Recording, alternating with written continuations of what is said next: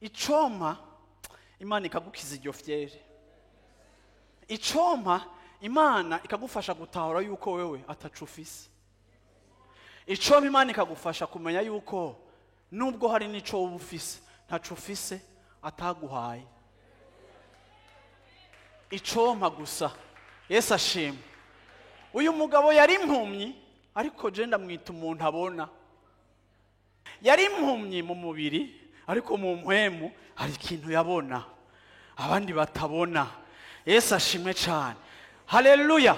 Akumva yuko ico kintu atari ico kugisha, akumva yuko ico kintu atari ico gukinisha, akumva yuko iyo opportunité atari yo kureka ngo irengane. Oya, Yesu ari kararengana. Yesu ari kararengana. Ntimumbwire guhora